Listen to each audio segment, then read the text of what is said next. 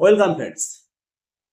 পশ্চিমবঙ্গ প্রাথমিক শিক্ষা পর্ষদের বিরুদ্ধে 2020-2022 ডিএলএড ব্যাচের প্রার্থীদের নিয়োগ সংক্রান্ত মামলা একটা নতুন মোড় নিয়েছে।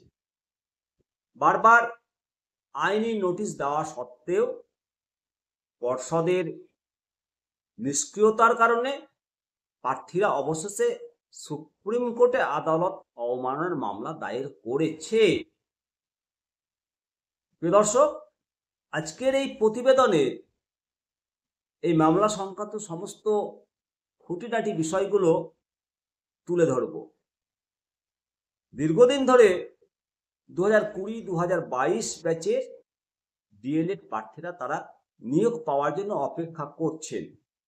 তাদের দাবি মাননীয় সুপ্রিম কোর্টের নির্দেশ অনুযায়ী নিয়োগ পাওয়ার যোগ্য, কিন্তু পশ্চিমবঙ্গ প্রাথমিক শিক্ষা পর্ষদ কোনো পদক্ষেপ না নেওয়ার জন্য এই পরিস্থিতি জটিল হয়েছে।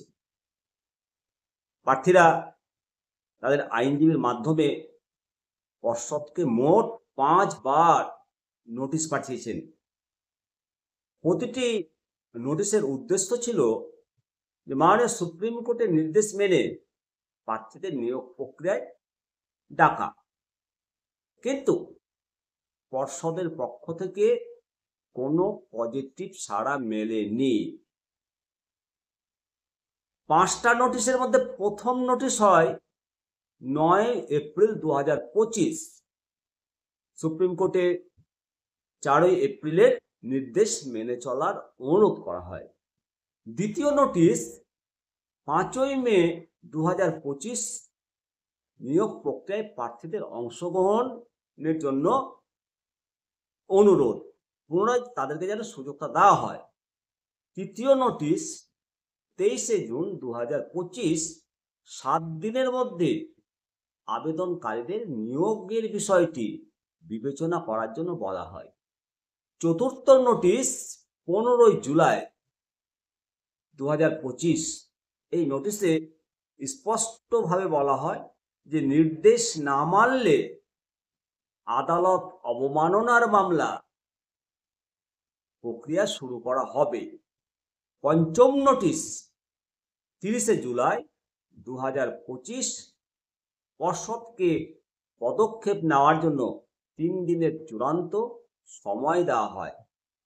বারবার নোটিশ দিয়ে কোনো কাজ না হওয়ায় প্রার্থীরা সুপ্রিম কোর্টে 3টি পৃথক আদালত অবমাননার মামলা দায়ের করেন।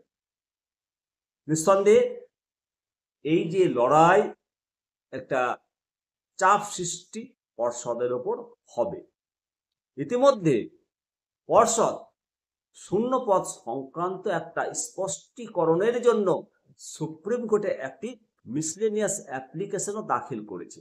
সবচেয়ে গুরুত্বপূর্ণ ব্যাপার হলো প্রার্থীদের দায়ের করা এই 3টি আদালত অবমাননায় প্রধান আবেদনের সাথে ট্যাগ করা হয়েছে। এর অর্থ হলো সবকটি মামলা একসঙ্গেই হবে। আইন বিশেষজ্ঞদের মতে এটি প্রার্থীদের জন্য একটা সুবিধাজনক পরিস্থিতি এবং তাদের মামলাকে আরও শক্তিশালী করবে। সমস্ত বিষয়গুলো একসঙ্গে বিবেচিত হবে।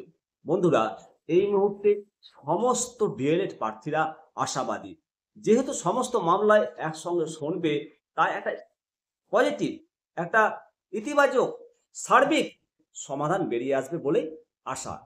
আবেদনকারী সহ সমস্ত যোগ্য যারা প্রার্থী রয়েছেন, যারা ইন্টারভিউ প্রক্রিয়ায় অংশ নিয়েছিলেন, তারা অবশ্যই একটা ভালো খবরের জন্য আশা করছেন। আইনি লড়াইয়ের চূড়ান্ত ফলাফল এখন মাননীয় সুপ্রিম কোর্টের রায়ের উপর নির্ভরশীল। পশ্চিমবঙ্গের হাজার হাজার চাকরি প্রার্থীদের ভবিষ্যৎ নির্ভর করবে। তাই পরবর্তী ফলাফল জানার জন্য অবশ্যই ওয়েট করুন আর চ্যানেলটিকে সাবস্ক্রাইব করে রাখুন।